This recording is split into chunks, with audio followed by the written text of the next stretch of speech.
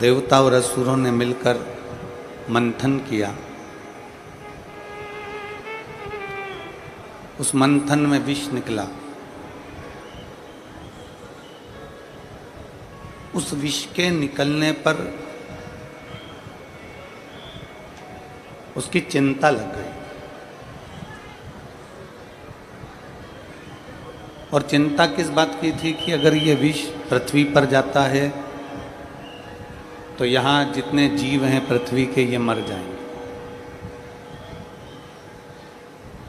अगर ये विष पानी में जाता है, जल में जाता है, तो जितने जल के जीव हैं वो मर जाएंगे। अगर ये विष आकाश मार्ग में जाता है तो वहाँ के जितने जीव हैं वो मर जाएंगे। संसार के लोग अगर इस विष को पिएंगे तो वो मर जाएंगे, वो समाप्त हो जाएंगे। ये चिंता देवताओं को भी लग रही थी, गंधर्वों को भी लग रही थी, अप्सराओं को भी लग रही थी, नाग किन्नर सुर असुर सबको ये चिंता थी। पशु पक्षी जलचर थलचर जितने सब कुछ।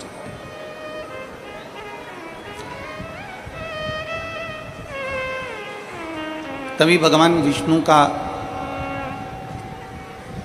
भगवान नारायण का आगमन हुआ और भगवान नारायण ने कहा कि ये चिंता करने का विषय नहीं है, ये चिंता का विषय नहीं है। अब ये विषय है चिंतन करने का।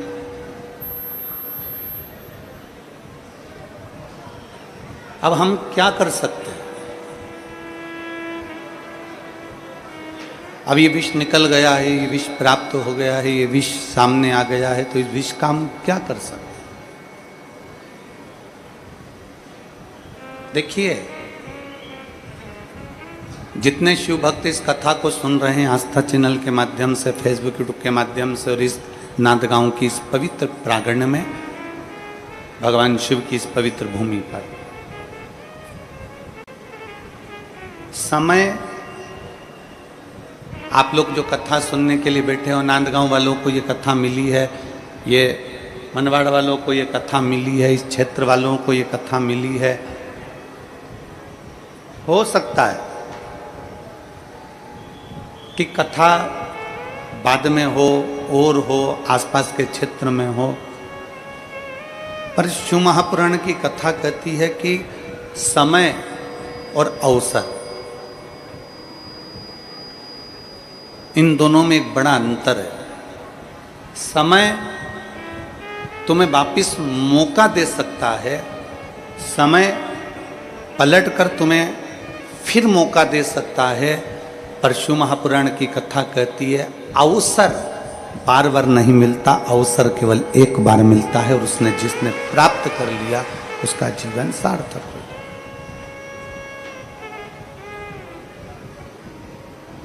नांदगांव वालों को यह अवसर मिला है, नांदगांव वालों को यह अवसर प्राप्त हुआ है। माननीय श्री आमदार सुहाजी अण्णा जी को, ताई सो अंजुम ताई जी को मैं बहुत बहुत साधुवाद देता हूँ कि आपने अपनी जिंदगी का ये एक अनमोल अवसर प्राप्त किया। और जितने श्रोता भाई बहन बैठे हैं, आपने अपने जीवन का ये श्राद्ध पक्ष का सबसे सुंदर अवसर प्राप्त करा। समय फिर मिल सकता है, हो सकता है कि आपको वापिस मौका मिल जाए, वापिस आप कथा श्रवण करने के लिए चले जाओ, वापिस आप कहीं ना कहीं बैठ जाओ, वापिस आप प्राप्त कर लो, पर अवसर नहीं मिलता। कभी कभी कथा हमारे नज़दीक में होती है पर हम जा नहीं पाते। उसका कारण कोई परिवार में काम आ गया, कोई कार्य फंस गया, कोई रिश्तेदार आ गए, कोई नातेदार आ गए, कोई कुटुंबी आ गए, कोई कबीले वाले आ गए, कोई कुछ। अवसर मिला।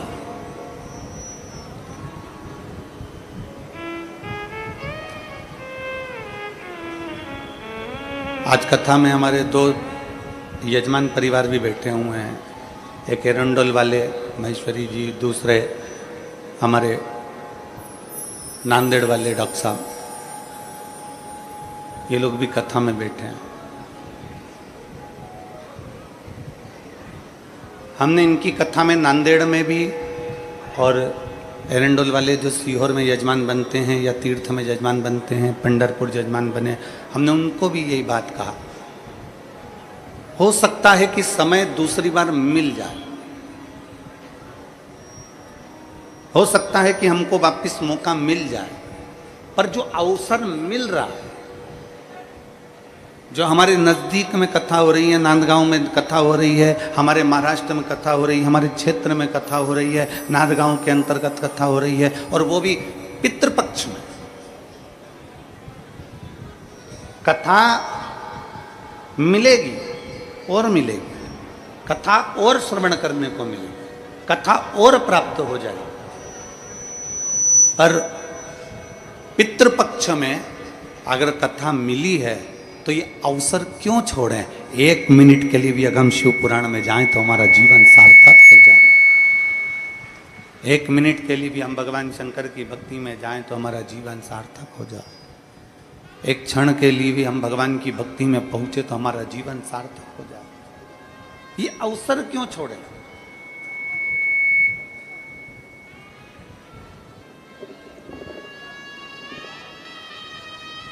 ये अवसर हम क्यों त्यागें? अगर मिला है अवसर तो उस अवसर को त्यागना नहीं है। मिला है अवसर तो उसको छोड़ना नहीं। बड़ी मुश्किल से मिलता है। पितृपक्ष की ये कथा नांदगांव के अंतर्गत महाराष्ट्र की इस पवित्र भूमि पर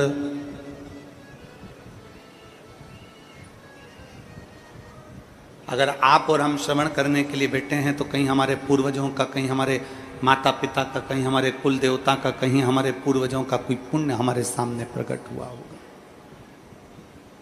कोई पुण्य हमारे सम्मुख में आया होगा।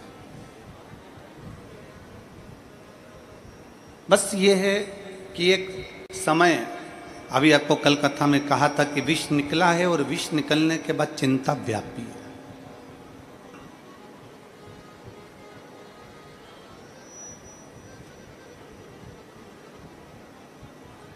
कुछ भी नया करोगे, कुछ भी नया प्रकट होगा, कुछ भी नया करने का तुम्हारे मन में भाव उत्पन्न होगा तो थोड़ी ना थोड़ी चिंता व्याप्त है, थोड़ी ना थोड़ी चिंता रहे।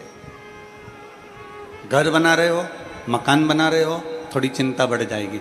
मेरा मकान बनना है, मकान का काम लगना है, कौन ठेकेदार आएगा, कौन करेगा, पैसा कहाँ से आएगा, कैसे व्यवस्था होगी, थोड़ी चिंता बढ़ जाएगी।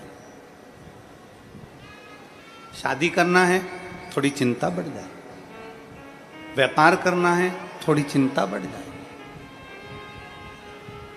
ऐसा नहीं कि चिंता नहीं बढ़ेगी। कोई फैक्ट्री खोलना है, कोई कार्य करना है, बच्चों को स्कूल भेजना है, शादी विवाह करना है, कोई आदि कार्य करना है, कोई राजनीतिक समीकरण करना है, तो भी चिंता बढ़ती है। चिंता बढ़ती है। और ये चिंता केवल तुम्हारे को नहीं है, केवल ये चिंता संसार के लोगों को ही नहीं है, ये चिंता केवल मनुष्य को ही नहीं है। शिव महापुराण की कथा अपनी आनंदमय भाव में व्यास जी महाराज वर्णन करते हैं कि ये चिंता देवताओं को भी है। ये चिंता नाग और किन्नर, गंधर्व, अप्सरा सबको चिंता रहती है।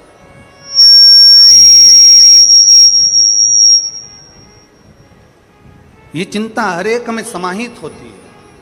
ये चिंता सब में रहती है।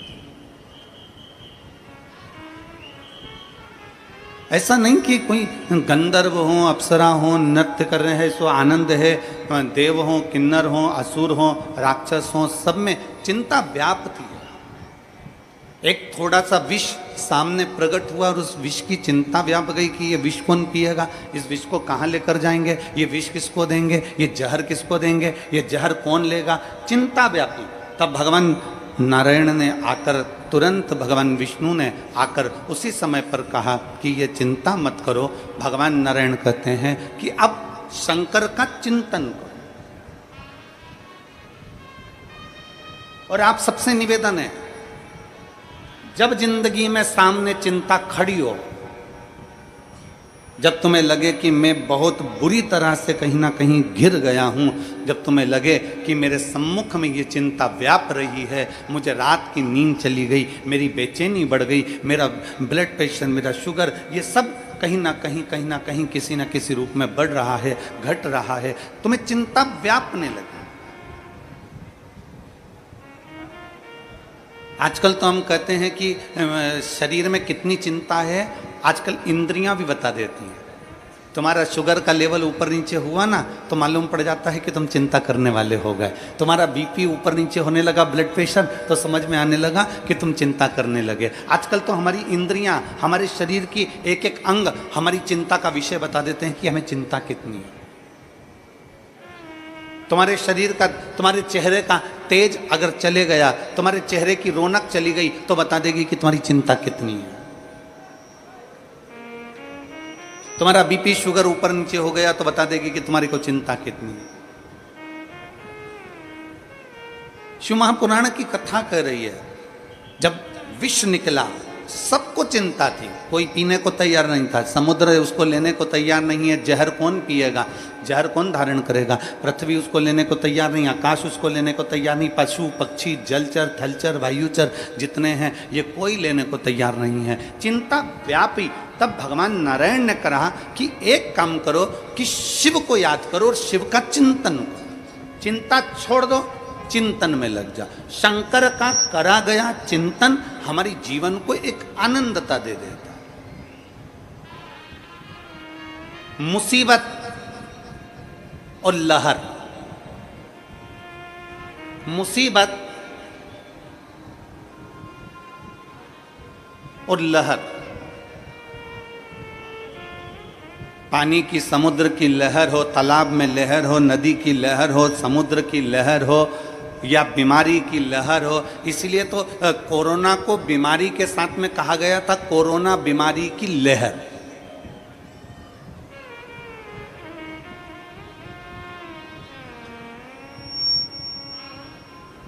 जब कोई बड़ी बीमारी आती है तो कह देते इसकी लहर चल रही है। लहर का मतलब क्या होता है? पानी की लहर और मुसीबत, पानी की लहर और दुख, पानी की लहर और तकलीफ, समुद्र की लहर और मुसीबत, समुद्र की लहर और तकलीफ, समुद्र की लहर और दुख, ये एक जैसे हैं, इनको एक जैसा कहा गया। क्यों? उसका कारण केवल इतना है, समुद्र की लहर कितनी भी उछल ले, पानी की लहर कितनी भी उछल ले, नदी की लहर कितनी भी उछल ले, तालाब की लहर कितनी भी उछल ले और कितनी भी आगे बढ़ जाए, एक ना एक दिन वो समुद्र की लहर, पानी की लहर, तालाब की लहर एक ना एक दिन शांत हो ही जाती है। उसी तरह जैसे लहर और मुसीबत, लहर और दुख ये एक जैसे हैं, मतलब अगर लहर उछली है तो शांत भी होगी और अगर मुसीबत आई है तो समाप्त भी होगी, ये निश्चित है, ये निश्चित। समुद्र की लहर अगर उछल रही है, पानी अगर उछल रहा है, लहरें अपनी सीमा को तोड़ दी हैं, बीमारी अपनी सीमा को तोड़ दी है। जैसे कोरोना को कहा गया लहर, कोरोना की बीमारी बढ़ी तो कहा लहर बढ़ गई। आखिर लहर क्यों कहा गया? क्योंकि एक ना एक दिन ये लहर थमेगी जरूर, एक दिन ये लहर शांत होएगी जरूर। उसी तरह समुद्र की लहर हो, पानी की लहर हो, बीमारी की लहर हो, चाहे कोई भी लहर हो, एक ना एक दिन वो लहर शांत होती जरूर है। उसी तरह शास्त्र कहता है मुसीबत कितनी भी बड़ी हो ये लहर की तरह है, दुख कितना भी बड़ा हो ये दुख कितना भी बड़ा हो ये भी लहर की तरह है, तकलीफ कितनी भी बड़ी हो ये भी लहर की तरह है। ये मुसीबत, ये दुख, ये तकलीफ जो लहर की तरह है, ये धीरे न धीरे एक ना एक दिन शांत समाप्त होती जरूर है। कोई मुसीबत हमेशा नहीं टिकती है, कोई तकलीफ हमेशा नहीं टिकती है।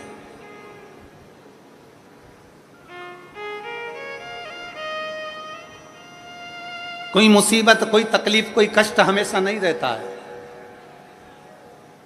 हमेशा नहीं रहता। एक ना एक दिन ये समाप्त होता चल जाए।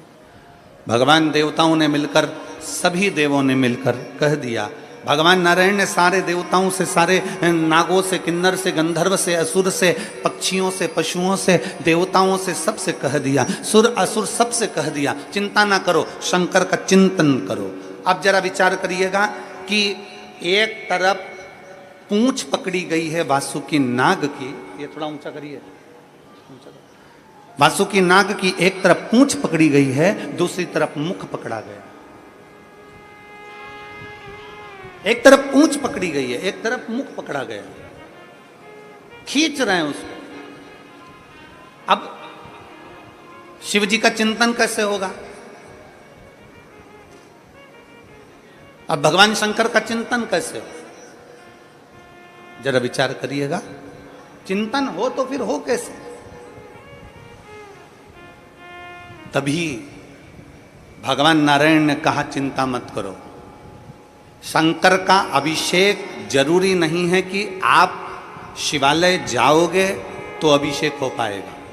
शंकर का अभिषेक जरूरी नहीं कि आप अपने घर के शिवलिंग को थाली में रखोगे, परात में रखोगे, पात्र में रखोगे तब हो पाएगा। शंकर भगवान का अभिषेक जरूरी नहीं कि आप 12 ज्योतिर्लिंग में जाएंगे तब हो पाएगा। शंकर भगवान का अभिषेक जरूरी नहीं कि आप किसी मंदिर देवालय में जाएंगे तब हो पाएगा। भगवान नारायण ने समुद्र मंथन के समय पर विष निकलते समय भगवान नारायण ने एक बात संपूर्ण क्षेत्रवासियों के लिए, संपूर्ण विश्ववासियों के लिए, संपूर्ण जगत के लिए, संपूर्ण पृथ्वी पर रहने वाले, ब्रह्मांड में रहने वाले मनुष्यों के लिए कह दिया कि शंकर का अभिषेक जरूरी नहीं कि आप मंदिर जाओगे तब होगा, घर में बर्तन में शंकर का शिवलिंग रखोगे तब होगा, शंकर का अभिषेक 12 ज्योतिर्लिंग में जाओगे तब होगा। शास्त्र कहता है शंकर का अभिषेक तुम जब भगवान शंकर को दिल से याद करते हो, श्री शिवाय नमस्तुभ्यम, ओम नमः शिवाय, नमः शिवाय, जब तुम स्मरण करते हो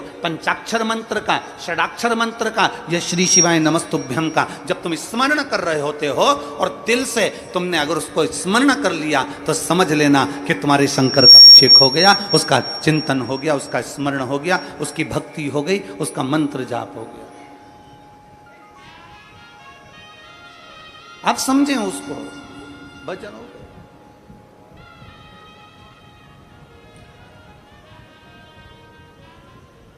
आप में से कितने लोग हैं जो भगवान के मंदिर में प्रसाद लेकर जाते हैं? जल्दी से हाथ उठाओ। अरे उठाओ तो सही, कभी तो ले गए होगे, कोई से तो मंदिर में ले गए होगे, कोई से तो देवता क्या ले गए होगे। ले गए थे ना, हम भी ले गए थे, ठीक है, तुम ले गए थे तो हम भी ले गए थे, हम कोई अलग से तो पैदा हुए नहीं है? तुम ले गए थे तो हम भी ले गए थे। अब आप में से कितने लोग हैं जितना प्रसाद लेकर गए थे उतना की उतना प्रसाद तुमने भगवान को खिला दिया? हम भी लेकर गए थे, हम भी नहीं खिला पाए। अगर तुम में कोई बैठा हो जिसने भगवान को 1 किलो मिठाई पूरी खिला दी, लड्डू पूरा खिला दिया, बर्फी पूरी खिला दी, कोई बैठा है? नहीं, ना हम हैं ना तुम, जैसे तुम वैसे हम, ठीक है। अब अंदर बैठा भगवान को तुमने भोग लगाया और तुमने वो प्रसाद वहाँ रख दिया, तुमने वो प्रसाद वहाँ दे दिया और भगवान को नमन कर कर कहा बाबा मैं तुम्हारे लिए ये भोग लेकर आई हूँ, आप इसको पा लेना। जब शरीर में बहुत बड़ी बीमारी होती है ना, तो जो लोटा भरकर जल चढ़ाने वाले होते हैं ना, जो भगवान को जल चढ़ाते हैं, वो जल चढ़ाते चढ़ाते शंकर जी को क्या कहते हैं? बाबा बहुत बड़ी बीमारी हो गई, डॉक्टर ने मना कर दिया है। बाबा, डॉक्टर कहता है कि ये किडनी नहीं चलेगी, ये लीवर नहीं चलेगा। बाबा मेरा थायराइड बढ़ गया, बाबा मेरी शुगर बढ़ गई, बाबा मेरा ब्लड प्रेशर गड़बड़ हो रहा है, बाबा मेरी आंखों की रोशनी चली गई, बाबा बहुत तकलीफ में हूँ। तब हम जब भगवान शंकर को जल चढ़ाते हैं ना, उस समय बाबा से कहते जाते हैं और बाबा से आखिरी में जल चढ़ाकर फिर कहते हैं बाबा मैंने जो जल समर्पित करा है ना बाबा, इसको अमृत कर दीजिए।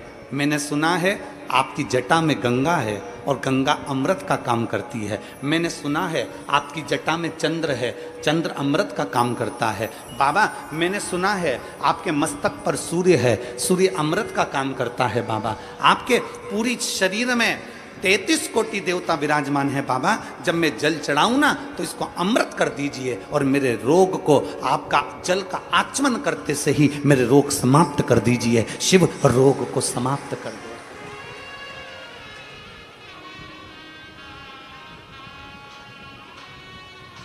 आप भी प्रसाद लेकर मंदिर में गए, हम भी प्रसाद लेकर मंदिर में गए।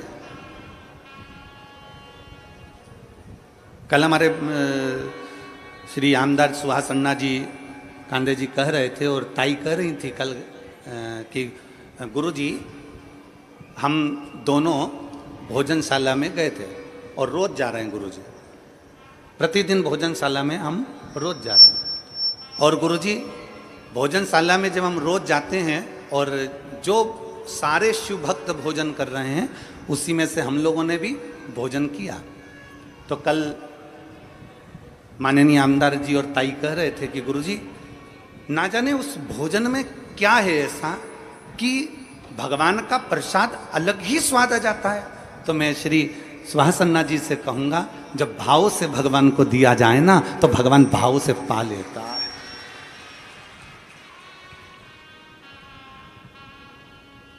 भाव से अगर भगवान को दिया जाए तो भाव से पा लेता है।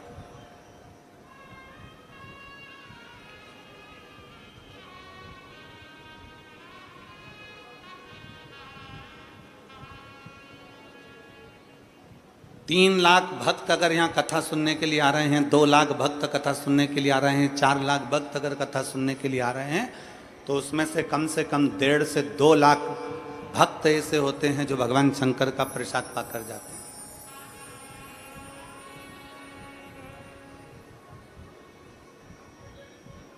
प्रेमवश आपने भी भोग लगाया भगवान को, हमने भी भोग लगाया भगवान को, पर भगवान ने 1 किलो लड्डू नहीं खाए, भगवान ने पेड़ा नहीं खाया, भगवान ने कुछ नहीं खाया, कुछ नहीं।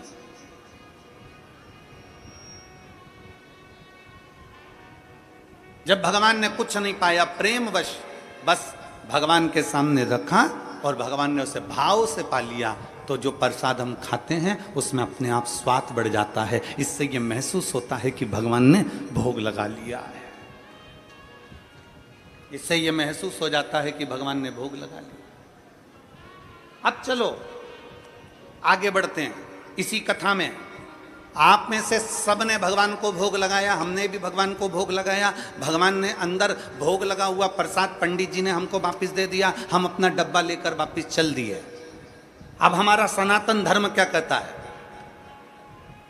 अब हमारा सनातन धर्म क्या वर्णन करता है कि मंदिर से जब प्रसाद का डब्बा लेकर निकलो तो उसमें से थोड़ा थोड़ा प्रसाद सबको बांटो। बोलो, बोलता है कि नहीं बोलता? हमारा सनातन धर्म कहता है कि मंदिर में से प्रसाद लेकर निकलो तो उस प्रसाद में से वितरण कर दो।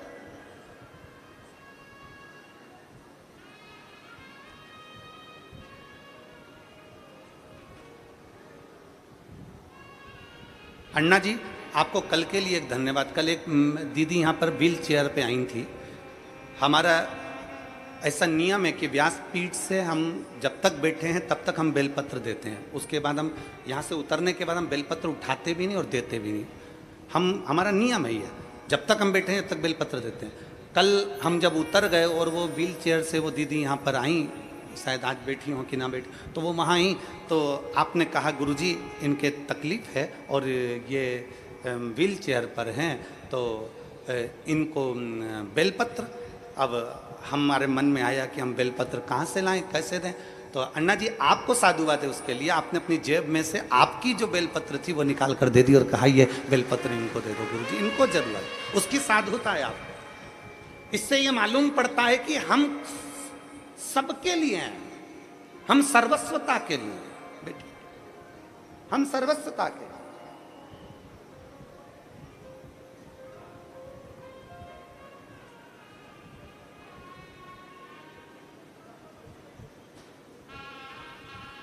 एक समर्पण का भाव किसको कहते हैं? हमारा सनातन धर्म कहता है आपके हाथ में मिठाई का डब्बा है ना, लड्डू का डब्बा है, मंदिर में भोग लगाया हुआ डब्बा आप लेकर चलते हो, उस डब्बे को बाहर लाकर वितरण क्यों किया जाता है, प्रसाद क्यों दिया जाता है? हमारे यहाँ बद्रीनाथ से होकर आए तो प्रसाद दे दिया, वैष्णो देवी से होकर आए प्रसाद दे दिया, पंडरीनाथ से होकर आए प्रसाद दे दिया, हम शिरडी से होकर आए प्रसाद दे दिया, हम जगन्नाथ से होकर आए प्रसाद दे दिया, हम त्र्यंबक से होकर आए, हमने हमारे मोहल्ले में हमारे रिश्तेदारों को प्रसाद दे। ये नियम सनातन धर्म ने क्यों बनाया, उसका कारण क्या है?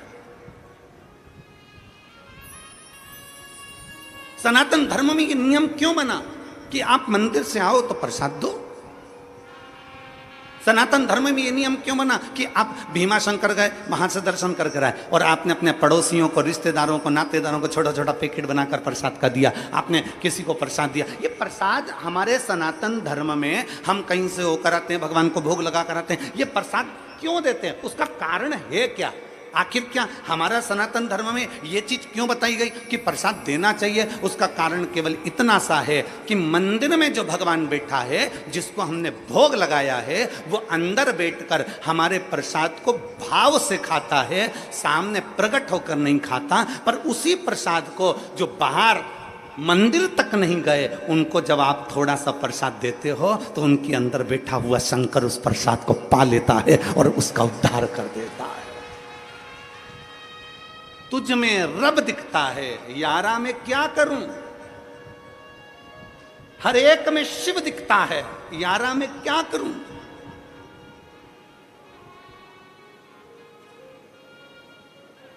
हर एक में शिव है। मंदिर से बाहर निकले, प्रसाद बांटना प्रारंभ करा, प्रसाद बांटना प्रारंभ करा तो ना जाने इस किस वेश में नारायण मिल जाए, इतने को प्रसाद दिया है, 25 लोगों ने प्रसाद लिया, 50 लोगों ने प्रसाद लिया, ना जाने कौन व्यक्ति के साथ था, किस भाव से उसने प्रसाद को ग्रहण करा, ना जाने कौन था जो शंकर का रूप रखकर आया प्रसाद लेकर चले गया, ना जाने कौन था जो शिव तत्व के रूप में आया और प्रसाद लेकर चले गया।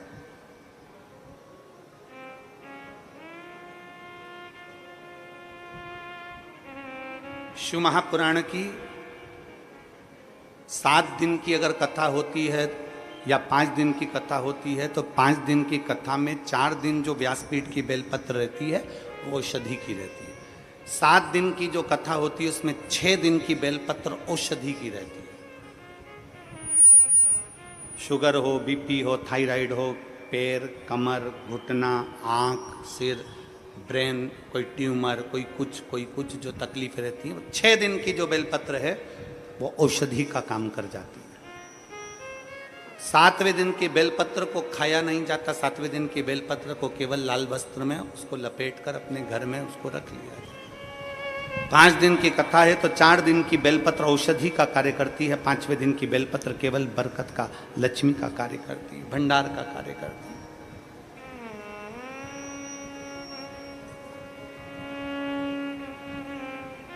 शिव महापुराण की बेलपत्र का बड़ा महत्व है। आप लोग कभी अगर शिव पुराण का अगर तुम्हारे घर में अगर शिव पुराण हो तो उसको पढ़ेंगे तो उसमें बेलपत्र का महत्व आएगा। बेलपत्र का क्यों शिव पुराण की बेलपत्र की इतनी औषधि है? क्यों शिव पुराण की बेलपत्र को इतना लक्ष्मी की प्राप्ति का केंद्र बिंदु बताया? उसका कारण यह है 12 ज्योतिर्लिंग करने के लिए 12 स्थान पर जाना पड़ता है। उप ज्योतिर्लिंग करने के लिए उप स्थान पर जाना पड़ता है। 4 धाम करने के लिए 4 स्थान पर जाना पड़ता है। सारी नदी, तालाब और सरोवर का स्नान करने के लिए सारे स्थान पर, सरोवर पर जाना पड़ता है। सारे कुंड और बावड़ी का स्नान करने के लिए कुंड और बावड़ी पर जाना पड़ता है। पर केवल वेद व्यास जी ने लिखा शिव महापुराण के अंदर कि केवल एक शिव पुराण ऐसी है कि वो शिव पुराण जहाँ पर रहती है वहाँ सारे तीर्थ, नदी, तालाब, ज्योतिर्लिंग, उपलिंग सब आकर विराजमान हो जाते हैं और उस शिवलिंग की अर्थात उस पुराण की एक बेलपत्र भी औषधि का कार्य कर जाता है। उस बेलपत्र की इतनी महत्वता बढ़ जाती है, इतनी महत्व।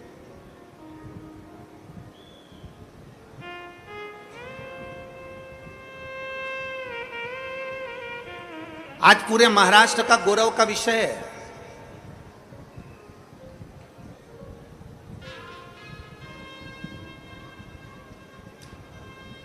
आज पूरे महाराष्ट्र को आतिशबाजी चलाना चाहिए, नगाड़े बजाना चाहिए, ढोल बजाना चाहिए पूरे महाराष्ट्र को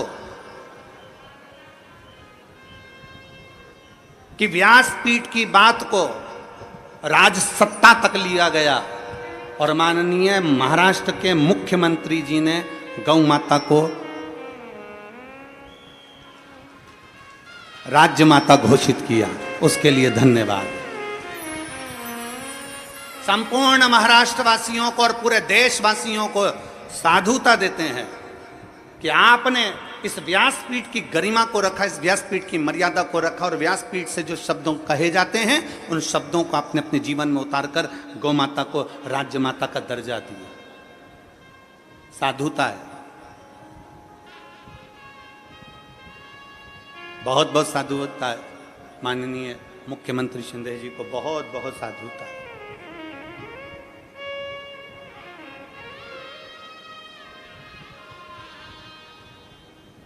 और मैं 1008 जगत गुरु शंकराचार्य श्री अभिमुक्तेश्वरानंद महाराज जी को भी धन्यवाद देता हूँ और साथ में गोपाल मणि जी को भी धन्यवाद देता हूँ। साथ में श्री राजेंद्र दास महाराज जी को 1008 संत शिरोमणि श्री राजेंद्र दास महाराज जी को भी साधुवाद देता हूँ और सारी व्यासपीठों को साधुवाद देता हूँ जिन्होंने गौ माता के लिए बहुत कुछ बोला और आज महाराष्ट्र की सरकार ने गौ माता को राज्य माता घोषित करा, उसके लिए साधुता।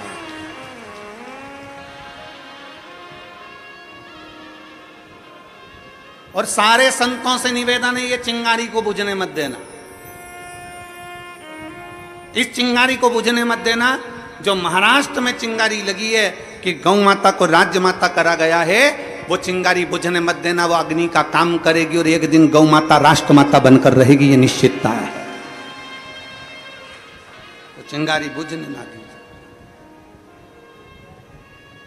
सनातन धर्म में प्रसाद देने का क्या महत्व है ये हमारी शिव पुराण बताती। और एक और चीज समझ लीजिए, सनातन धर्म में प्रसाद देने का महत्व बताया तो सनातन धर्म में एक चीज और बताई कि प्रसाद कहां बांटना, कैसे बांटना, कब बांटना, यह भी वर्णन किया गया। अपना और पराये का भेद ना करा जाए तो प्रसाद का वितरण किया जाए। कितना सुंदर कहा, जरा उठाइए हमारे शास्त्रों को। अब हम आपसे एक प्रश्न कर रहे हैं जो हम पहले बोल चुके हैं, वो आज फिर बोल रहे हैं। सबसे ज्यादा नरक में कौन गिरता है? आज बहुत पहले बोली थी कथा ये वाली, आज स्मरण में आ गई तो बोल रहे सबसे ज्यादा नरक में कौन गिरता है? तो का प्रसाद बांटने वाला गिरता है। प्रसाद बांटने वाला गिरता है तो प्रसाद बांटने वाला नरक में क्यों गिरेगा?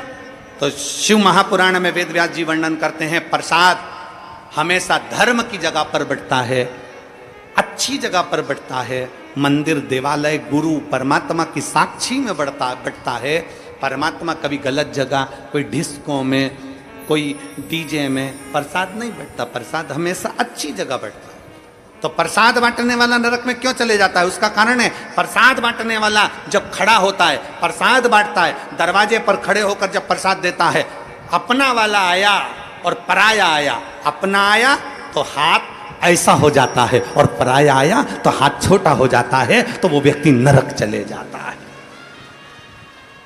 प्रसाद बांटने वाले को चाहिए कि प्रसाद की गरिमा क्या कहते हैं? प्रसाद की गरिमा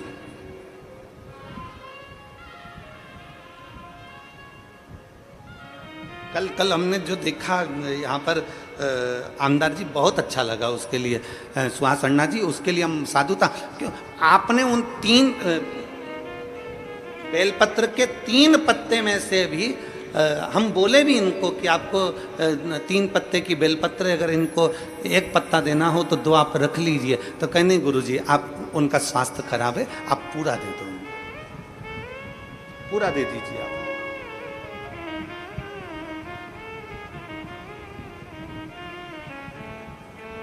ये निर्मल भाव होता है, ये निर्मल स्वभाव होता है, आप दे दो।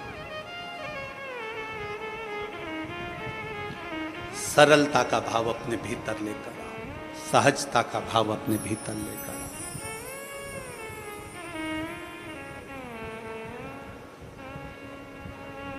जब एक सरलता, एक सहजता अपने भीतर आती है, लोग कहते हैं मेरा भोला किसको मिलता है, तो शिव महापुराण की कथा कहती है भोले को भोला जल्दी मिलता है, भोले को भोला जल्दी मिलता है।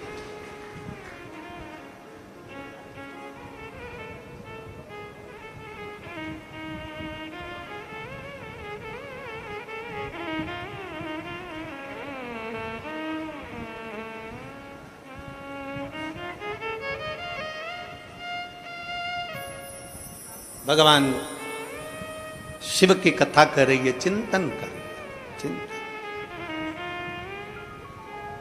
करो, चिंतन।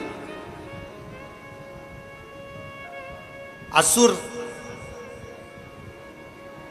सांप को पकड़े हुए हैं, देवता सर्प को पकड़े हुए हैं, और वो कह रहे हैं कि हम शंकर का चिंतन कैसे करें। कौन कहता है कि अपना घर छोड़ोगे तो चिंतन होगा? कौन कहता है अपनी दुकान छोड़ोगे तो भगवान का चिंतन होता है? कौन कहता है कि आप अपना काम कारोबार छोड़ दो और बाबा बन जाओ तो भगवान का चिंतन होता है? शिव महापुराण कभी नहीं कहती कि भगवान का चिंतन घर छोड़कर होता है। सारे ऋषि घर छोड़े होंगे, संत घर छोड़े होंगे, पर मेरा भोलेनाथ अपना घर कभी नहीं छोड़ा। वो कैलाश पे रहता था, अपने पत्नी, बच्चे, परिवार सब के साथ रहता था। मेरा भोलेनाथ उनके बच्चे गणेश जी, कार्तिकेय, उनके गणेश जी के धर्म पत्नी दो रिद्धि सिद्धि, उनके बच्चे शुभ लाभ, फिर उनके बच्चे अमोद प्रमोद।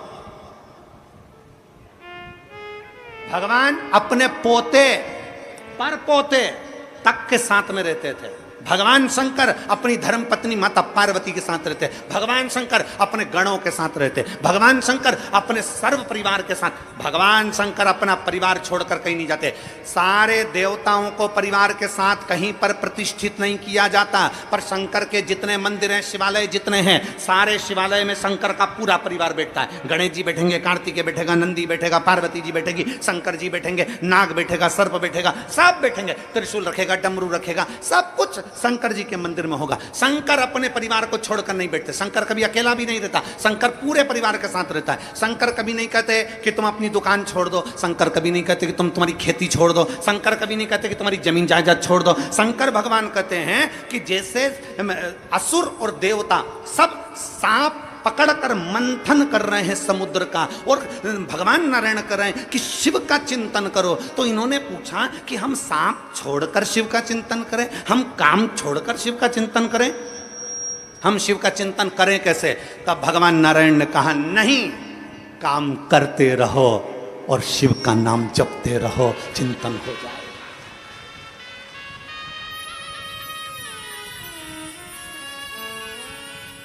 काम करते रहो, नाम जपते रहो, शिव का चिंतन हो जाएगा। लिंगायत संप्रदाय के अंतर्गत, शैव लिंगायत संप्रदाय के अंतर्गत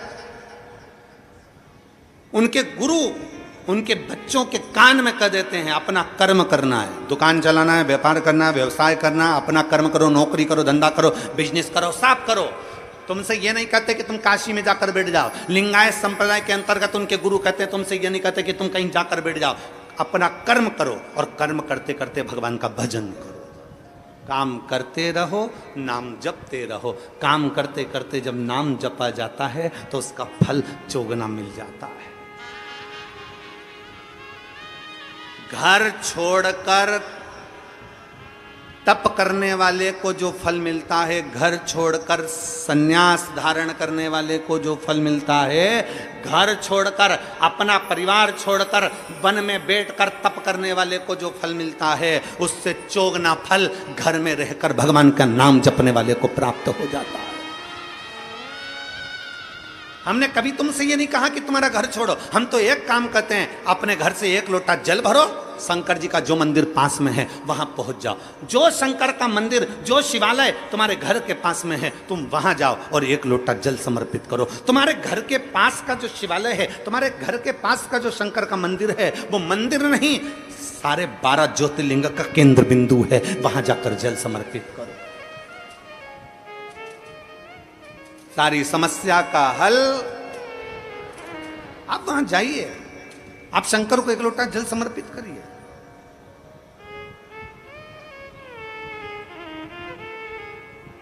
आप शिव के द्वार जाइए, आप शंकर का भजन करिए।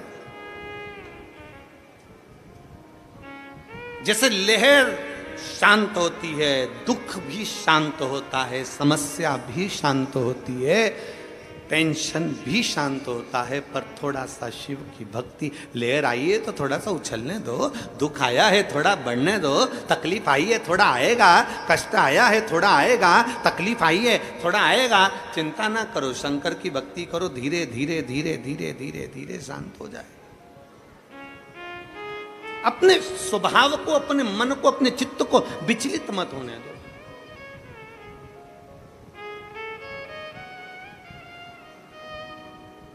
कल एक माता ने प्रश्न कर कर भेजा था, गुरुजी हम हमारे पूर्वजों के लिए हम बाहर चले गए थे, तो हमने हमारे पितरों के लिए भोजन नहीं करा पाए। हमारी सास की तिथि थी दूज की, हम बाहर चले गए तो हमने भोजन नहीं कराया। फिर उसने पत्र में लिखा, कोई होगी माँ, उसने पत्र में लिखा कि हमारे पति तर्पण भी करते थे तो हम वो तर्पण भी नहीं कर पाए। फिर कहा कि हम हमेशा सीधा भी देते थे, आटा चावल दाल शक्कर सब मिला के हम कहीं देकर आते थे, हम वो भी नहीं दे पाए। हमारे दूज की तिथि का जो तिथि थी हमारे दादा ससुर की, वो बुरा लग जाएगा उनको पितृदोष लग जाएगा। वो पितृदोष लग जाएगा तो हम क्या करें, हम क्या करें। और गुरुजी उसने पत्र में लिखा कि हम उस समय पर थे नहीं और तिथि निकल गई, हम भोजन नहीं करा पाए ब्राह्मण को, हम किसी को सीधा नहीं दे पाए, हम किसी को गाय की रोटी नहीं दे पाए, हम स्वान कुत्ते का भोजन नहीं दे पाए, हम कौवे का भोजन नहीं दे पाए। हम करें तो करें क्या, हम सीधा भी नहीं दे पाए, हम क्या कर सकते हैं।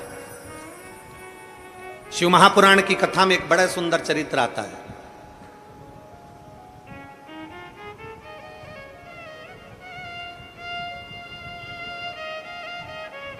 जब भगवान देवाधिदेव महादेव विराजमान थे, पितृलोक से पितरों के स्वामी आर्यमा, पितरों के स्वामी आर्यमा लेकर आए थे कौवे पर बिठाकर, और पृथ्वी पर उनको छोड़ा गया। कितने दिन के लिए? जम के बोलो, 16 दिन के लिए। बहुत ध्यान से सुनना कथा को। 16 दिन के लिए पृथ्वी पर पितरों को आर्यमा स्वामी ने, पितरों के जो स्वामी थे आर्यमा, कौवे पर बिठा कर लाए और उनको सारे पितरलोक के जितने जीव थे सबको पृथ्वी पर छोड़ दिया। पितरलोक पूरा खाली, पितरलोक पूरा खाली, पूरा खाली। सारे पितर पृथ्वी पर आ गए, सारे पितर। अब पितर पृथ्वी पर आए, आर्यमा स्वामी पितरों के देवता कौवे पर लेकर आए, नीचे छोड़ दिया पृथ्वी लोक पर, मृत्यु लोक पर। ये पृथ्वी लोक किसका?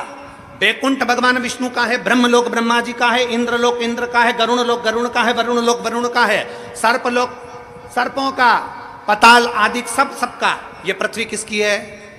जम के बोलो, ये मृत्यु लोक का स्वामी कौन है? देव अधिदेव महादेव। मृत्यु लोक का स्वामी कौन? भगवान शंकर, भगवान शिव। जब आर्यमा स्वामी पितरों को लेकर आए, पृथ्वी पर लाकर छोड़ा, भगवान शंकर के सामने जाकर आर्यमा स्वामी ने कहा, बाबा भोलेनाथ, शंभु त्रिकालदर्शी कैलाशी अविनाशी है शिव, कृपा करिए। शंकर भगवान ने पूछा, क्या बात है आर्यमा? आर्यमा क्या हुआ? आर्यमा स्वामी ने कहा, बाबा भोलेनाथ, 16 दिन पितरों के पूर्ण हो जाएंगे, अमावस्या के दिन पितर अपने अपने पितृलोक में चले जाएंगे। सारे पितर पितृलोक में पहुंच जाएंगे, सारे पितृ।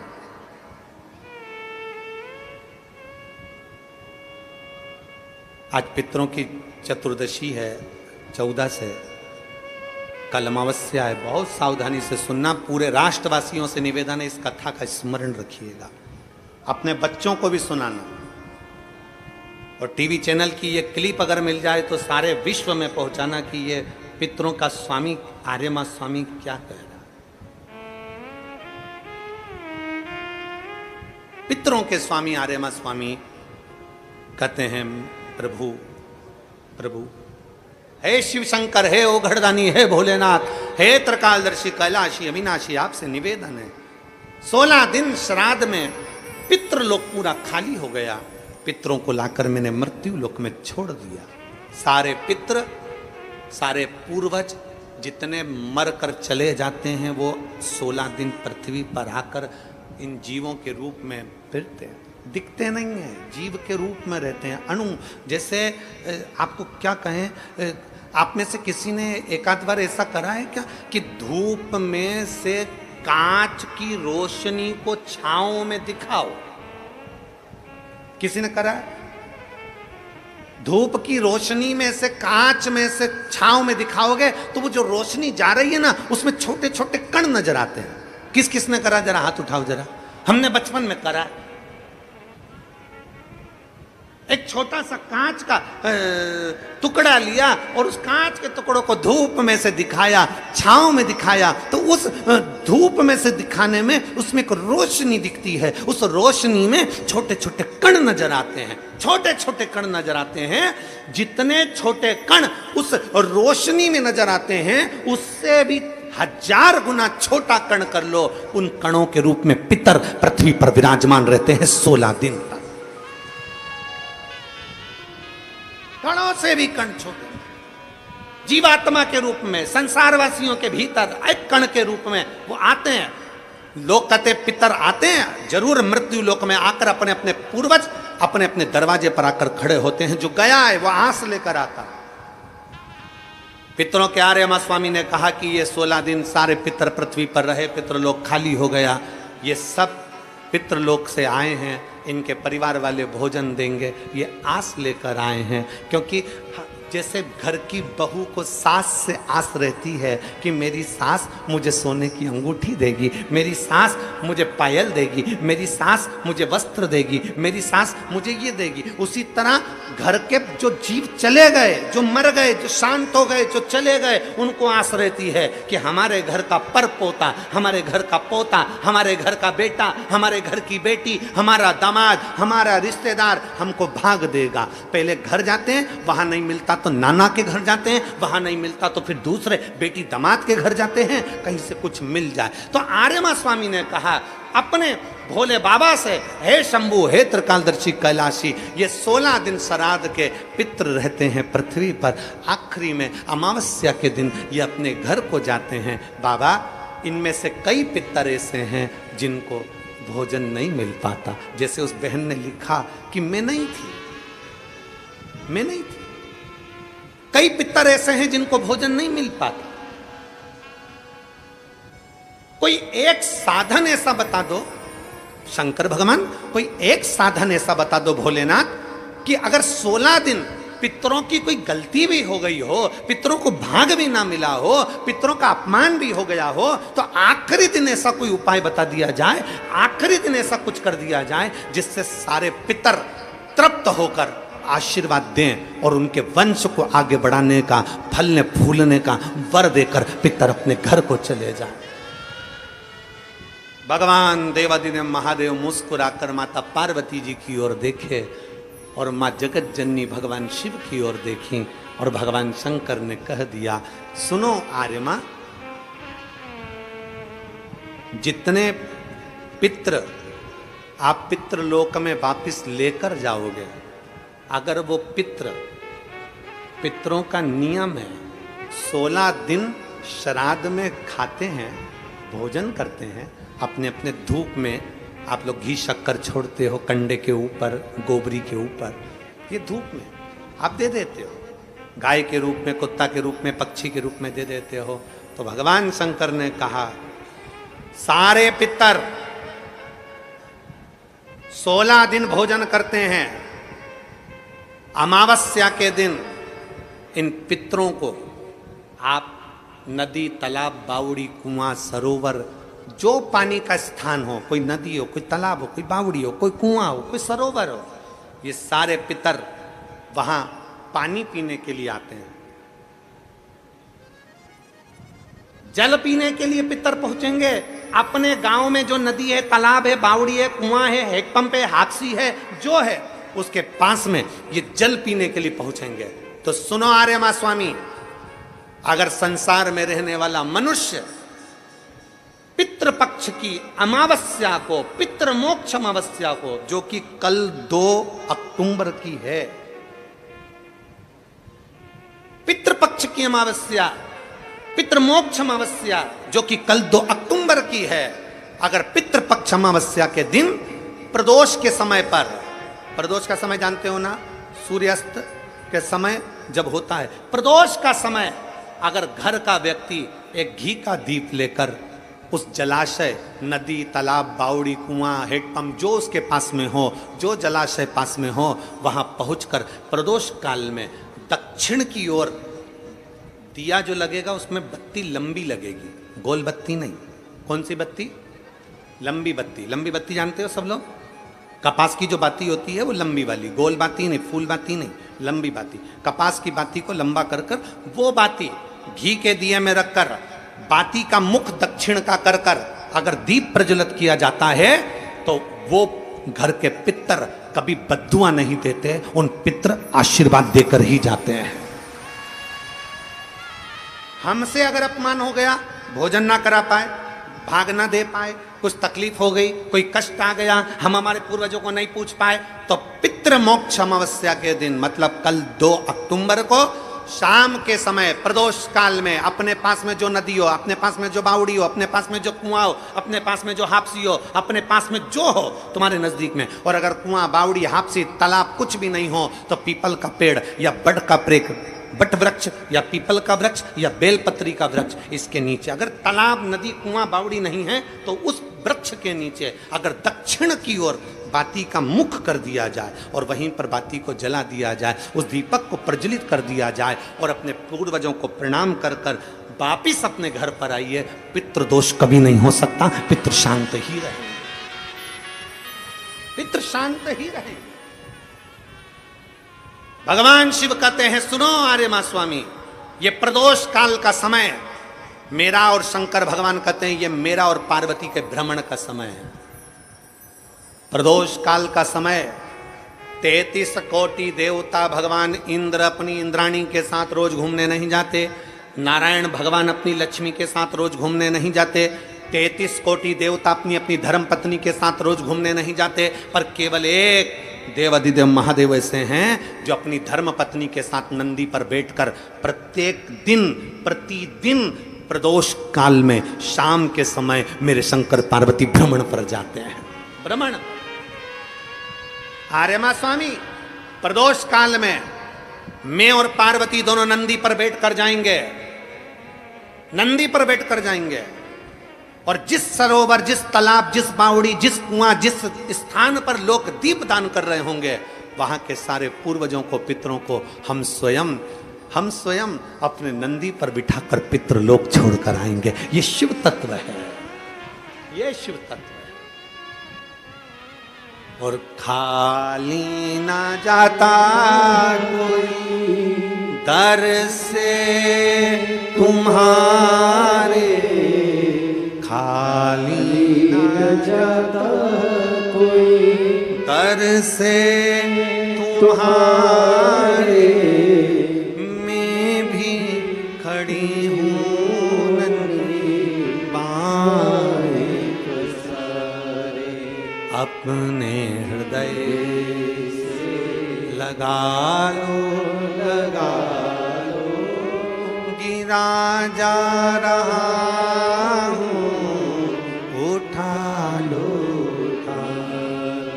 बोले अपने दर से अब तो ना टालो, गिरी जा रही हूँ उठा। पितृपक्ष की अमावस्या मतलब 2 अक्टूबर भगवान देवाधिदेव महादेव खूब आनंदमय भाव से अपने पितरों के निमित्त जलाशय, नदी, तालाब, बावड़ी, कुआं जो तुम्हारे पास में हो वहां जाकर घाट पर दीप दक्षिण की बाती लगाकर उसको प्रज्वलित अवश्य करें, अवश्य।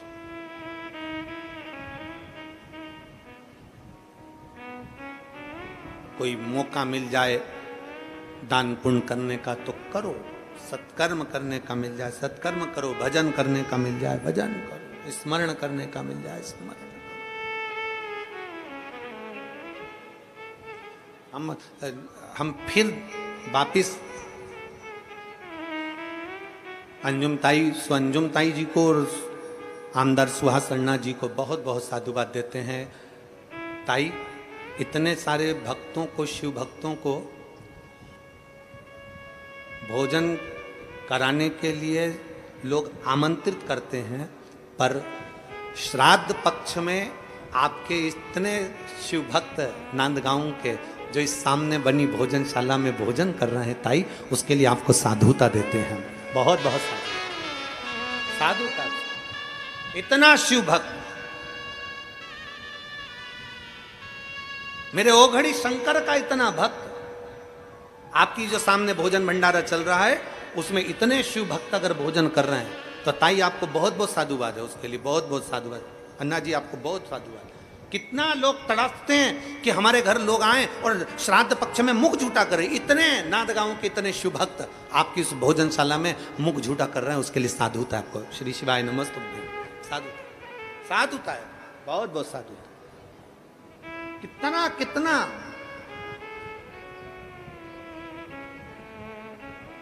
और तेरी कृपा बिना न हिले एक भी अणु, लेते हैं श्वास तेरी कृपा से बखान क्या करूं मैं राखों के ढेर का, चपटी भभूत खजाना कुबेर का।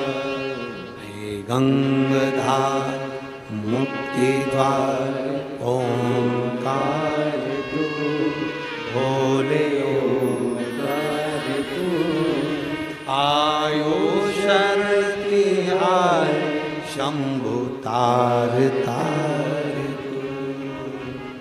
बखान क्या करूं मैं राखों के ढेर का, चपटी भभूत खजाना कुबेर का। हे गंगाधार मुक्ति द्वार ओंकार तू, भोले ओंकार तू, आयो शरण तिहारी ये हमारा सनातन धर्म हमको सिखाता है, ये हमारा राष्ट्र हमको सिखाता है, ये हमारा राष्ट्र हमको सिखाता है, हमारा सनातन धर्म हमको सिखाता है, ये हमारा शिव तत्व हमको सिखाता है।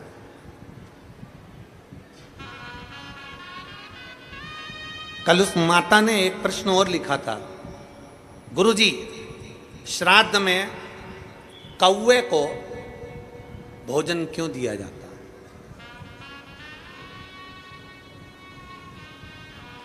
श्राद्ध में कौवे को भोजन क्यों दिया जाता है? अरे भाई मेरी जीजी, मैं आपको हाथ जोड़कर प्रणाम कर कर निवेदन करना चाहूंगा कि श्राद्ध में कौवे को भोजन क्यों दिया जाता है, किसी साइंटिस्ट से पूछें, किसी वैज्ञानिक से पूछें, किसी रिसर्च सेंटर से पूछें कि कौवे को श्राद्ध में भोजन क्यों दिया जाता है। हमारा सनातन धर्म साइंस से जुड़ा हुआ है, हमारे शास्त्र, हमारे वेद, हमारे पुराण, हमारे जितने वेद पुराण शास्त्र सब साइंस से जुड़े हुए हैं। और हमारा शास्त्र कहता है कि श्राद्ध में कौवे को भोजन क्यों दिया जाता है, उसका एक कारण है, श्राद्ध का भोजन कौवा जब करता है कौवा भोजन करने के बाद उस भोजन को करने के बाद उस भोजन को पचाने के लिए कौवा पीपल के वृक्ष पर बैठता है। कौवा जब पीपल के वृक्ष पर बैठता है तो पीपल के वृक्ष के फल को, उसके पत्ते को, उसकी जड़ को, फल को खाना प्रारंभ करता है। कौवे का श्राद्ध का भोजन ऐसे ही नहीं पच जाता। कौवा पीपल के फल को खाता है। पीपल के फल को खाता है तो वो फल खाया हुआ कौवा किसी दीवार पर, किसी भूमि पर अपनी बीट करता है तो वहां पीपल का पेड़ उत्पन्न हो जाता है, जिससे सनातन धर्म की मजबूती होती है।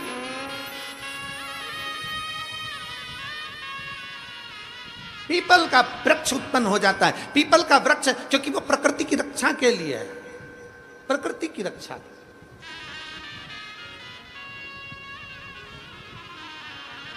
आ जाइए, आ जाइए, आ जाओ।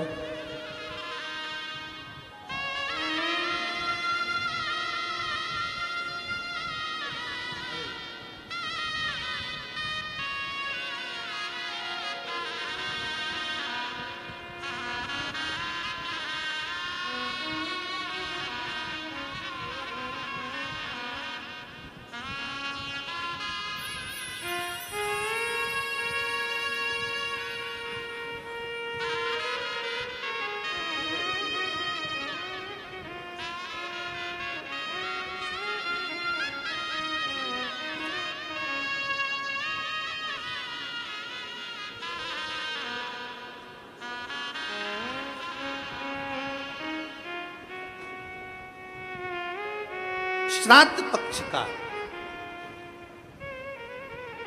श्राद्ध पक्ष का वो भोजन कौवा पचा नहीं पाता। पीपल का फल खाता है, भोजन पचाता है। कितना विचित्र है हमारा सनातन धर्म। जरा देखिए कि एक पक्षी भी एक वृक्ष को लगाने की दम रखता है, तो आप और हमारा भी फर्ज बनता है कि कम से कम अपने पूर्वजों के नाम से एक वृक्ष जरूर लगाना चाहिए। एक वृक्ष जरूर लगाना चाहिए। ये सनातन धर्म की मजबूताई है, सनातन धर्म की।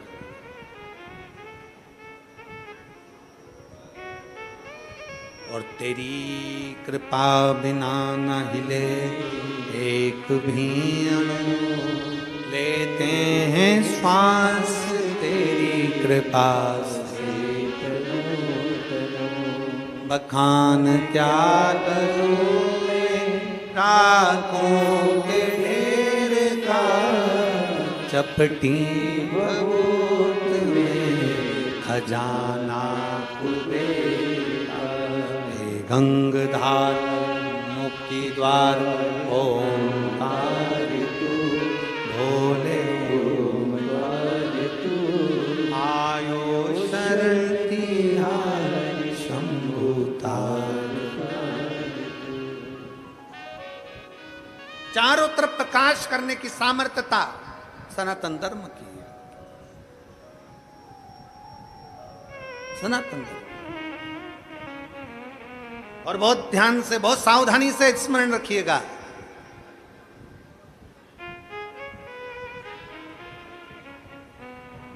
दिन में सूर्य प्रकाशित करता है,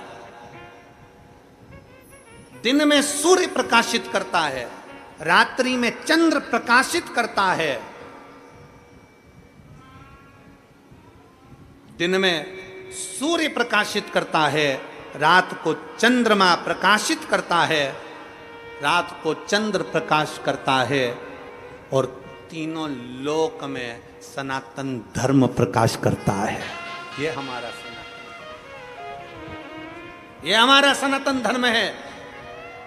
दिन में सूर्य प्रकाश करता है, रात में चंद्र प्रकाश करता है, और तीनों लोक में सनातन धर्म प्रकाश करता है। ये हमारे सनातन धर्म की मजबूताई, उसका प्रकाश भूमंडल पर सदा आनंद देने वाला है। आनंद सारी समस्या का हल, जम के बोलो जरा, सारी समस्या का हल एक लोटा जल, एक लोटा जल। प्रतिदिन चढ़ाइए, प्रतिदिन शिवालय जाइए, प्रतिदिन शंकर के द्वार जाइए, प्रतिदिन शंकर का स्मरण करिए, फिर कथा करिए। चिंता और चिंतन में अंतर है, बहुत अंतर है। वही चिंता चिंतन की कथा चल रही है, वही समुद्र मंथन की कथा चल रही है, वही समुद्र मंथन की कथा। असुरों को गुस्सा आ गया, असुरों ने सोचा हम काय को शंकर जी को जल चढ़ाएं, हमें क्या करना शंकर जी को जल चढ़ाकर। अरे भाई, शिव महापुराण की कथा कहती है चाय और चरित्र जिस पर गिरते हैं, जिस पल गिरते हैं, दाग जाता ही नहीं है। चाय का भी दाग नहीं जाता और चरित्र का भी दाग नहीं जाता, इसलिए सावधान, बहुत सावधान। मेरे भारत की बेटियों से निवेदन है, संपूर्ण विश्व की बेटियों से निवेदन है, परसों से नवरात्रे चालू हो रहे हैं। सनातन धर्म की शुरुआत का ये एक अनूठा त्योहार है, नवरात्रि का त्योहार। मेरा संपूर्ण भारत की बेटियों से निवेदन है, संपूर्ण जगत की बेटियों से निवेदन है, इस व्यासपीठ के माध्यम से, इस नांदगांव की व्यासपीठ के माध्यम से संपूर्ण जगत की बेटियों से निवेदन है कि आपसे निवेदन है कि अगर गरबे में जा रही हो, गरबा खेलने के लिए जा रही हो, निवेदन है हमारे सनातन धर्म की मर्यादा के साथ जाना, वस्त्र ऐसा पहनकर जाना जो मर्यादित हो, वस्त्र ऐसा पहनकर जाना जो मर्यादित हो। हमारी मर्यादाओं को गिराने वाले वस्त्र पहनकर ना जाइएगा, मेरा बेटियों से निवेदन है।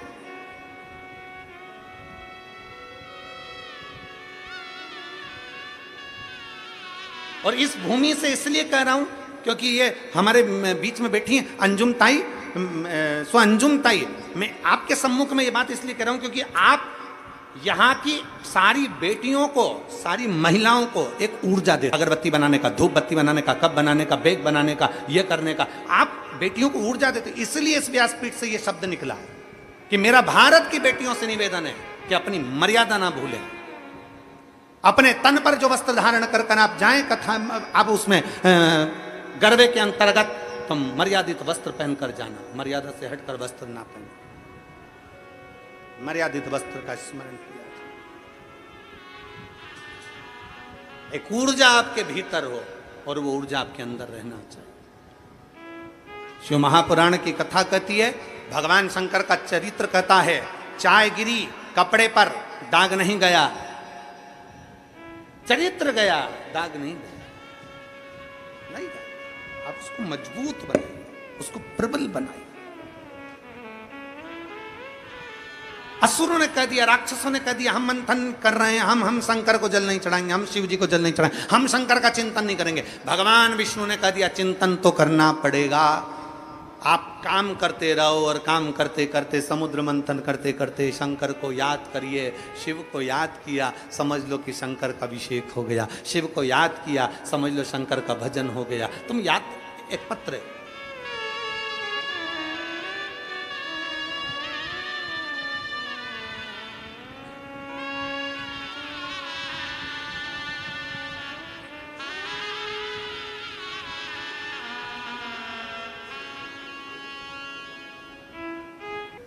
हम एक दिन की कथा सुनने के लिए मालेगांव आ गए और मालेगांव में एक दिन की कथा सुनी और कथा सुनने के बाद मेरे पति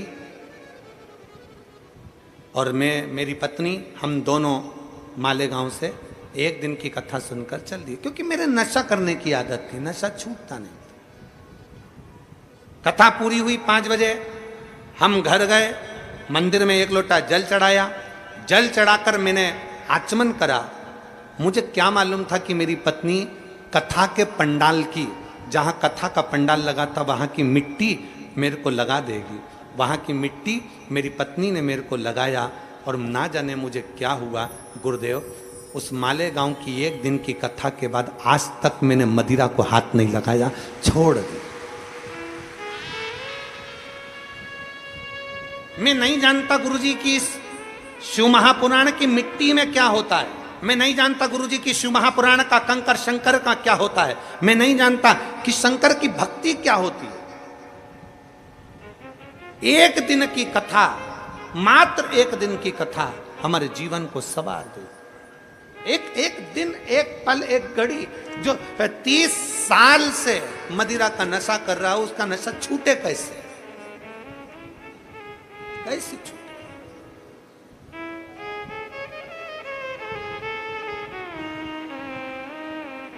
आए क्या? आ जाओ।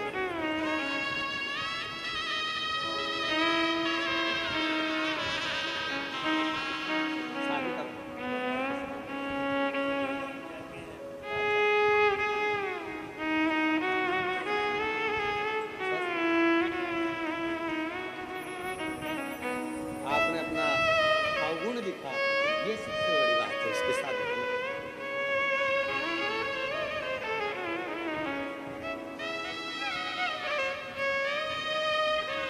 एक शिव भक्ति। दुनिया के लोग कहें कि कथा में क्या मिलता है, आपसे निवेदन है, कल तो मासिक शिवरात्रि थी, आज हमारे शिव महापुराण की शिवरात्रि है। आपको मालूम होगा शिव पुराण में छठे दिन शिवरात्रि रहती है। शिव पुराण की शिवरात्रि क्यों रहती है? क्योंकि आज के दिन रात में लोग पूरी रात संकीर्तन करते हैं। और मैं भाऊ आपको धन्यवाद दूंगा, अन्ना जी आपको साधुवाद दूंगा कि आपको क्या मालूम, कहाँ से मालूम पड़ जाता है कि छठे दिन की रात्रि शिवरात्रि रहती है, और आपने आज रात्रि को भजन का आयोजन भी रखा है, तो उसके लिए साधुवाद है। क्योंकि आज की रात्रि हमारे यहाँ कथा में शिवरात्रि मनाई जाती है। आज के दिन रात भर शिव भक्त आते हैं।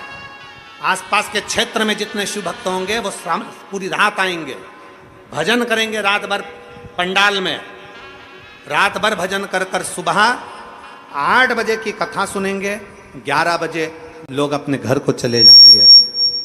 7वें दिन की कथा पूरी सुनेंगे। और भाग्यशाली हैं आप सब जो बाबा की कृपा से आज भजन कीर्तन का भी आयोजन इन्होंने रखा, जिससे सभी लोग उस भजन का आनंद ले सकें।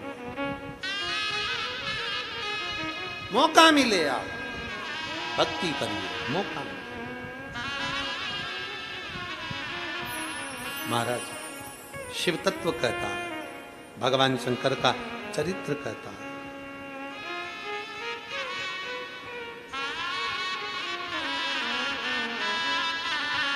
भगवान शंकर का पवित्र चरित्र वर्णन कर रहा है। अब दया करो हे भोलेनाथ, मस्त रहूं तेरी मस्ती में। अब दया करो हे भोलेनाथ, मस्त रहूं तेरी मस्ती में। मेरे सिर पर रख दो अपना हाथ, मस्त रहूं तेरी मस्ती में। मेरे सिर पर रख दो अपना हाथ, मस्त रहूं तेरी मस्ती में। मेरे सिर पर रख दो अपना हाथ, मस्त रहूं तेरी मस्ती में। मेरे सिर पर रख दो अपना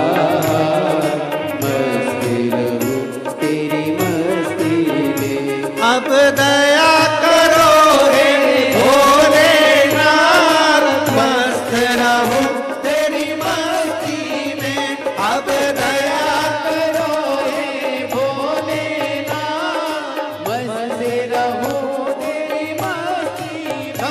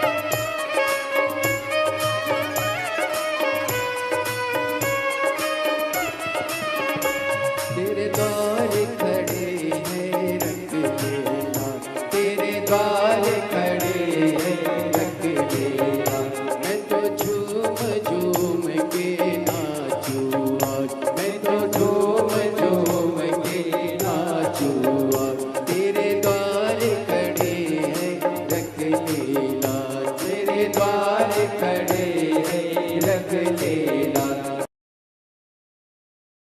के नाचू आज मैं तो झूम झूम के नाचू। अब दया करो हे भोलेनाथ, मस्ती रहूं तेरी मस्ती में। अब दया करो हे भोलेनाथ, मस्ती रहूं तेरी मस्ती में। मेरे सिर पर रख दो अपना हाथ, मस्ती रहूं तेरी मस्ती में। मेरे सिर पर रख दो अपना हाथ, मस्ती रहूं तेरी मस्ती में। अब दया करो हे भोलेनाथ, मस्ती रहूं तेरी मस्ती में।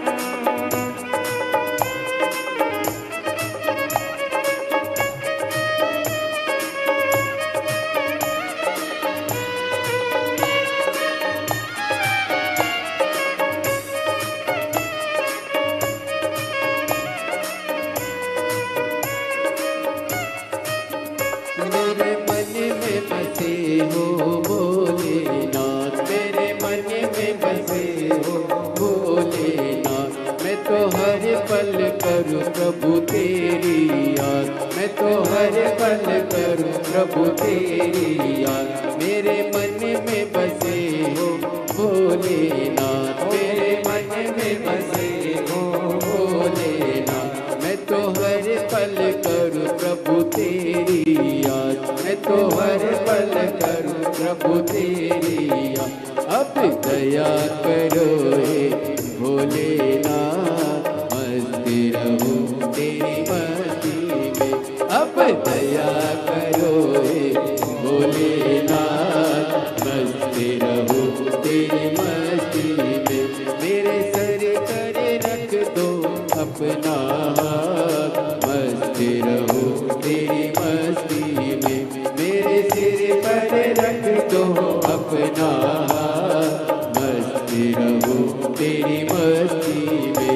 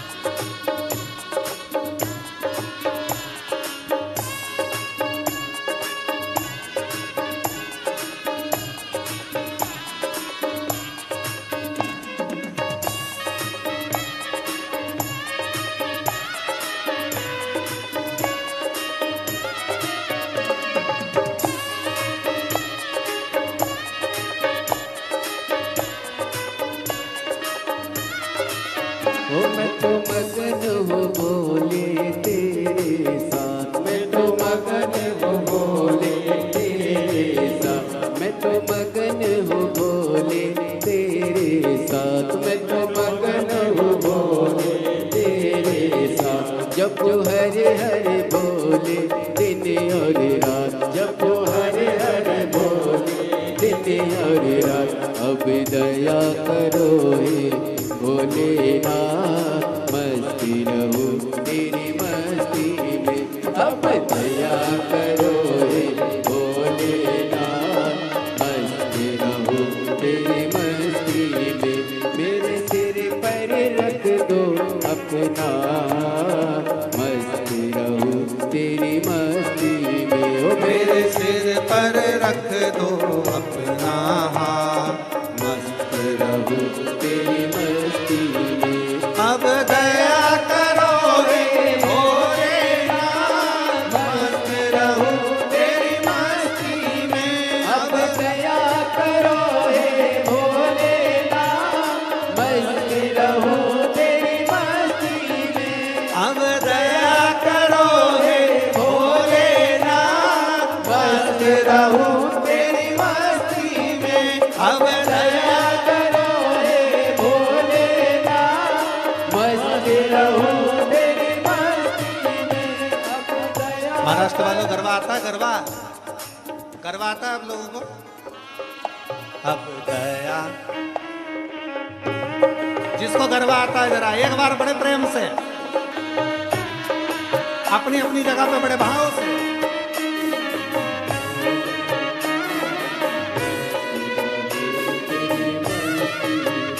मेरे सिर पर रख दो अपना हाथ, मस्त रहूं तेरी मस्ती में। मेरे सिर पर रख दोनों हाथों से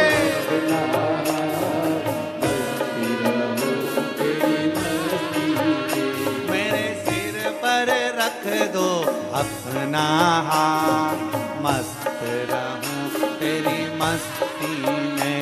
मेरे सिर पर रख दो अपना,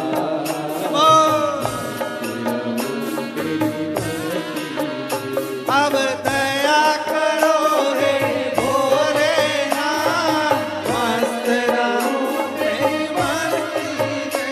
अब दया करो हे भोलेनाथ, मस्त रहूं तेरी मस्ती में। विठ्ठल विठ्ठल विठ्ठला, हरि ओम विठ्ठला।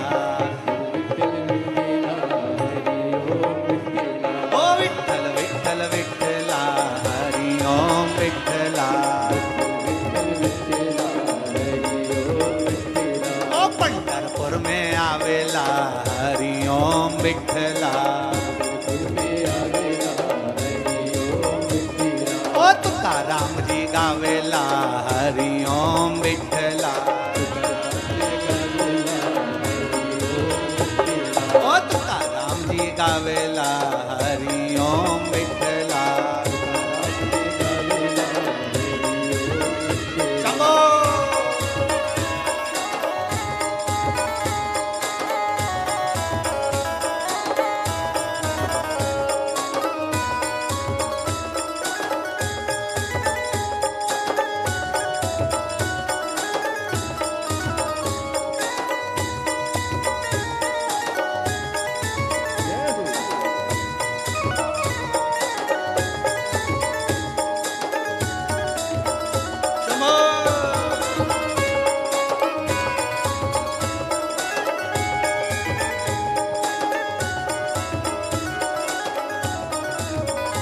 अब दया करो हे भोलेनाथ, मस्त रहूं तेरी मस्ती में।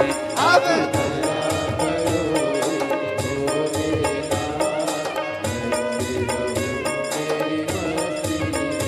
मेरे सिर पर रख दो अपना हाथ, मस्त रहूं तेरी मस्ती में।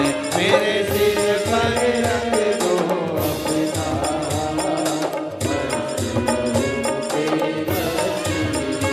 अब दया करो हे भोलेनाथ,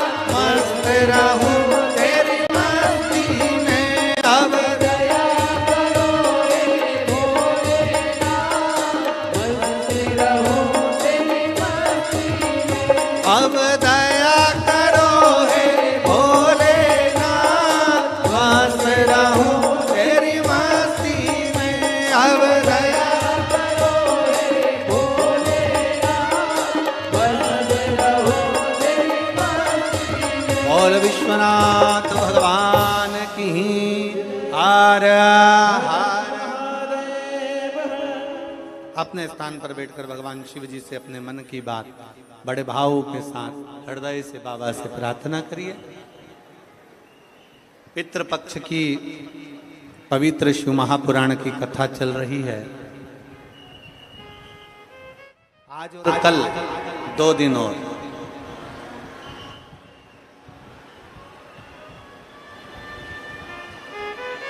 आज की कथा तो वही 1 बजे से 4 बजे तक आ रही है। कल कथा पंडाल में सुबह 8 बजे से 11 बजे तक रहेगी और टीवी पर 1 बजे से 4 बजे तक ही आएगी।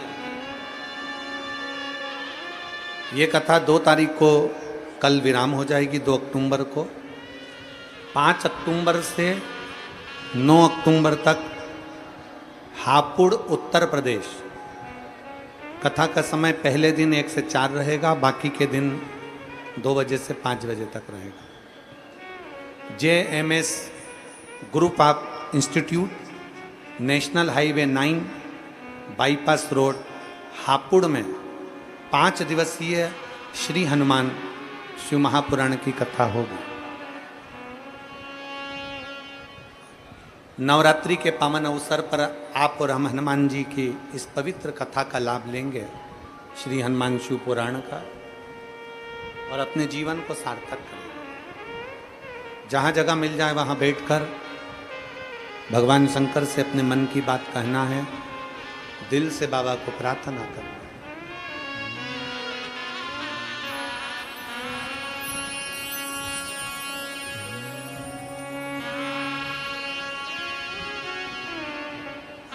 श्री शिवाय नमस्तु, श्री शिवाय नमस्तु, श्री शिवाय नमस्तु, श्री शिवाय नमस्तु, श्री शिवाय नमस्तु। भोला सब दुख काटो ओ भोला सब दुख काटो। शिव शंकर जपूं तेरी माला, भोले बाबा जपूं तेरी माला, भोला सब दुख काटो ओ भोला सब दुख काटो। देश है मंगलकारी, देश है मंगलकारी। शमशान वासी हमारा, शमशान वासी हमारा, ओ भोला सब दुख काटो ओ भोला सब दुख काटो।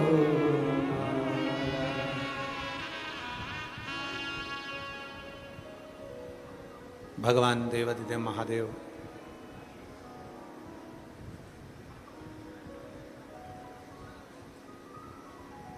पवित्र चरित्र कह रहा है भगवान शंकर का।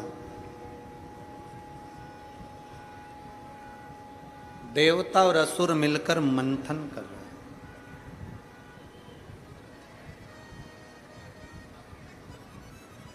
भगवान नारायण ने कहा कि असुरों को भी और देवताओं को भी, किन्नर को भी, गंधर्व को भी, नागों को, अप्सराओं, सबको कहा कि ये जो मंथन हो रहा है इसमें शिव का चिंतन करिए। जब दुख मंथन हो, इसका स्मरण रहिएगा थोड़ा सा,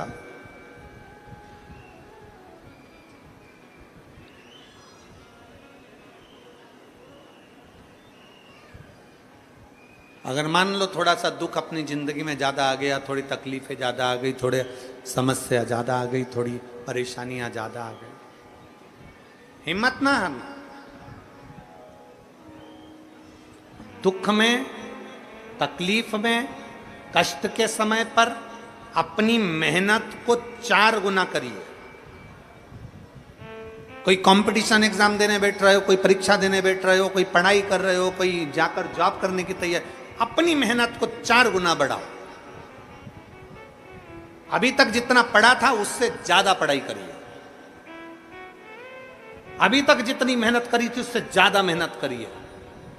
और फिर भगवान शंकर को 1 लोटा जल चढ़ाकर, 1 बेलपत्र शहद चढ़ाकर बाबा से विनय कर कर चले जाओ। मेहनत 4 गुनी करना है।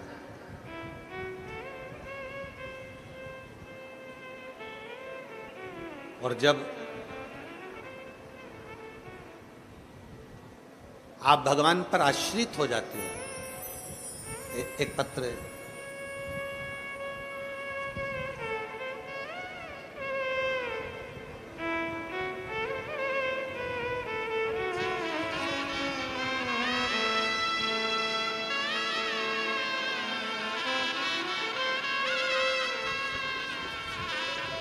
मेरा नाम सुरेखा बाबूलाल राठौड़ है।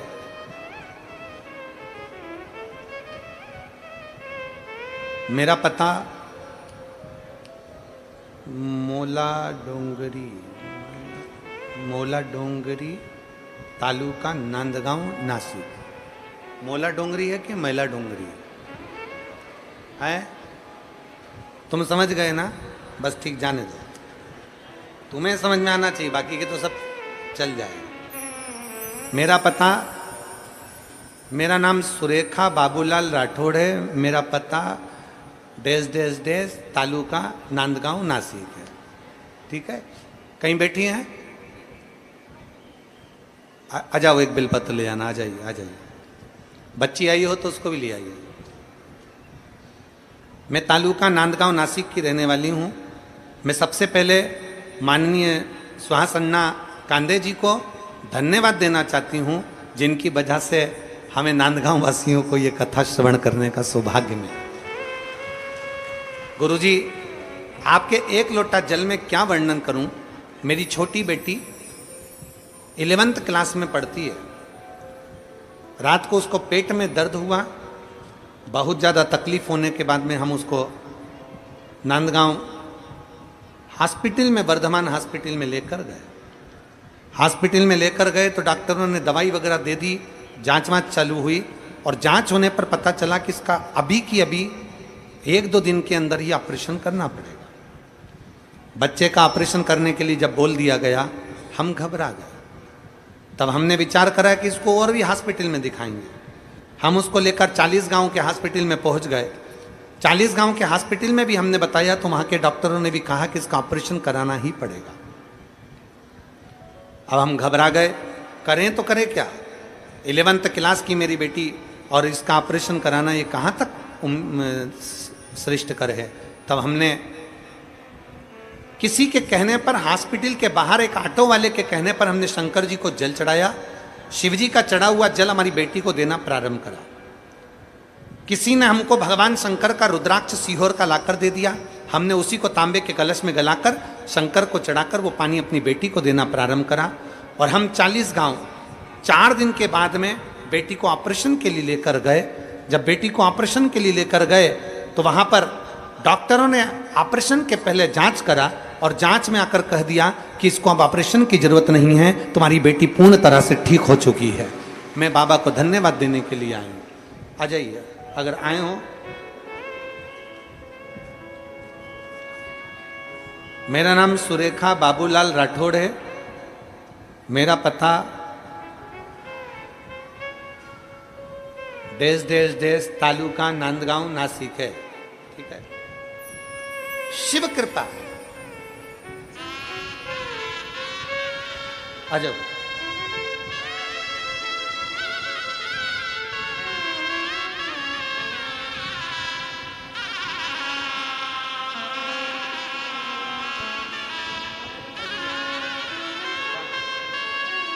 पिताजी को भी जान दो। आ जाओ, आ जाओ।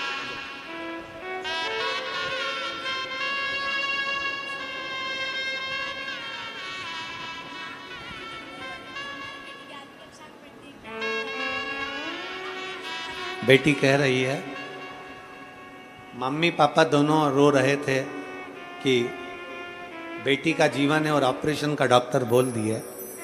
और बेटी कह रही है कि मेरे एक लोटा जल पर इतना भरोसा था और मैंने मेरे मम्मी पापा से कह दिया था कि भले ऑपरेशन के लिए ले जाओ पर मेरा ऑपरेशन नहीं होगा, मेरा बाबा साहब।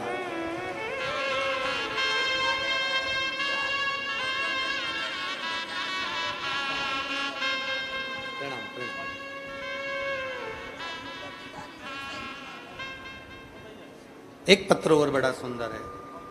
मैं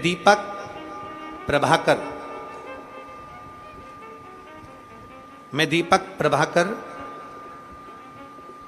मुकाम पोस्ट पीपल कोठा तहसील एरंडोल जिला जलगांव महाराष्ट्र से हैं। कहीं बैठे हैं?